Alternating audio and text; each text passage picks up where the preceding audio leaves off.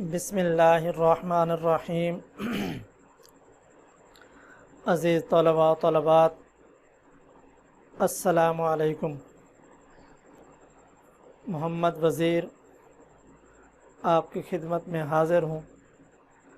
آج ہم اردو کا لیکچر مولانا شبلی نعمانی رحمۃ اللہ علیہ کے مختصر حالات تعارف کی صورت میں آپ کی خدمت میں پیش کروں گا۔ سب سے پہلے ہم مولانا شبلی نعمانی رحمۃ اللہ علیہ کے حالات کتاب میں سے پڑھتے ہیں، اس کے بعد پھر ہم کچھ مختصر سوالات ہیں جو کچھ اہم بھی ہیں اور سمجھنے میں ہمیں آسانی بھی رہے گی۔ مولانا شبلی نعمانی رحمۃ اللہ علیہ 1857 عیسوی میں پیدا ہوئے اور 1914 عیسوی میں ان کی وفات ہوئی۔ قصبہ بندول، ضلع اعظم گڑھ، بھارت میں 1857 عیسوی میں پیدا ہوئے۔ ان کے والد شیخ حبیب اللہ تھے۔ شبلی نے بہت کچھ دن وکالت کی، پھر علی گڑھ کالج میں فارسی کے استاد مقرر ہو گئے۔ وہاں انہیں سر سید حالی، محسن الملک اور آرنالڈ کی صحبت سے مستفید ہونے کا موقع ملا۔ 1892 عیسوی میں آرنالڈ کے ساتھ شبلی نے مصر، شام، قسطنطنیہ اور دوسرے اسلامی ممالک کا سفر کیا۔ سر سید کی وفات 1898 عیسوی کے بعد علی گڑھ کالج سے استعفیٰ دے کر اعظم گڑھ چلے گئے، پھر حیدرآباد دکن کے دارت المعارف کی نظامت کا عہدہ سنبھالا۔ اسی دوران میں ان کی کوشش سے لکھنؤ میں ندوۃ العلماء کا قیام عمل میں آیا۔ اخیر عمر میں اعظم گڑھ میں انہوں نے ایک عظیم ادارہ دارالمصنفین قائم کیا جو آج بھی کام کر رہا ہے۔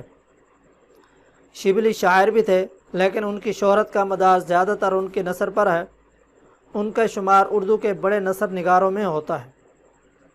شبلی نے اگرچہ متنوع موضوعات مثلاً تاریخ، تنقید، سوانح، سیرت، تذکرہ، ادب، معاشرت، عقائد، تصوف اور سیاست پر قلم اٹھایا، مگر ان کے طرز اظہار میں ادبیت کی شان موجود ہے۔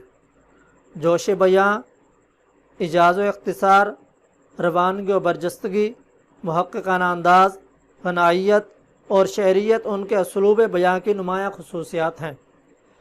شبلی کی تمام ادبی کاوشوں سے قطع نظر ان کا سب سے بڑا ادبی کارنامہ ان کا انداز بیاں ہے۔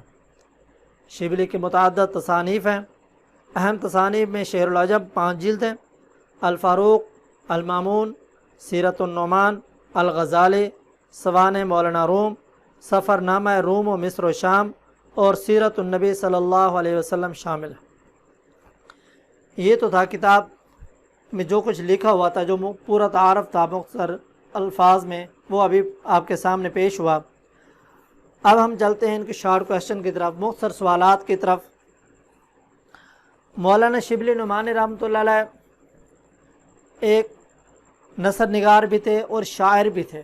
دو چیزیں سمجھنے کی ہیں، یعنی کہ ان کے اندر جو صفات پائی جاتی تھی، وہ شاعری بھی کرتے تھے اور اس کے ساتھ ساتھ وہ نثر نگار بھی تھے اور بہت عمدہ قسم کی نثر لکھا کرتے تھے۔ مولانا شبلی نعمانی رحمۃ اللہ علیہ کی جو پیدائش ہوئی وہ ہے 1857 عیسوی اور ان کی جو وفات ہے وہ 1914 عیسوی۔ دلچسپ بات یہ ہے کہ جس سال مولانا شبلی نعمانی رحمۃ اللہ علیہ کی وفات ہوتی ہے، اسی سال ہی مولانا حالی کی بھی وفات ہوتی ہے۔ دوسرا سوال ہمارے پاس ہے، مولانا کون سے علاقے میں پیدا ہوئے؟ مولانا قصبہ بندول، ضلع اعظم گڑھ، بھارت میں پیدا ہوئے۔ اگلا سوال ہمارے پاس ہے، مولانا کے والد کا نام کیا تھا؟ مولانا کے والد کا نام شیخ حبیب اللہ تھا۔ مولانا نے بھی وکالت کی، لیکن ان کے والد بھی وکیل تھے۔ مولانا نے لکھنؤ میں کون سا ادارہ قائم کیا؟ مولانا نے لکھنؤ میں ندوۃ العلماء قائم کیا۔ جیسے ہی مولانا کی وفات ہوئی، جیسے ہی سر سید احمد خان کی وفات ہوئی، تو مولانا نے علی گڑھ سے استعفیٰ دے دیا اور اعظم گڑھ چلے آئے۔ پھر اس کے بعد جو ہے ادارہ دارالمصنفین کس نے اور کہاں قائم کیا؟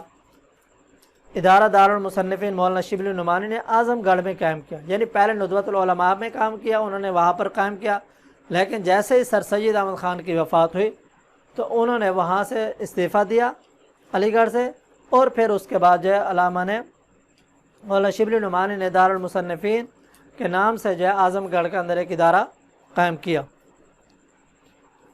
اس کے بعد ہمارے پاس اگلا سوال ہے، مولانا کے چند تصانیف کے نام بتائیں۔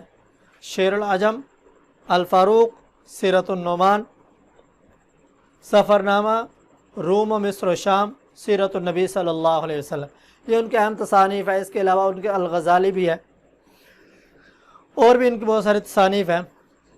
اس طرح ہمارے پاس آخری سوال ہے، سبق ہجر نبی صلی اللہ علیہ وسلم کس کتاب سے لیا گیا ہے؟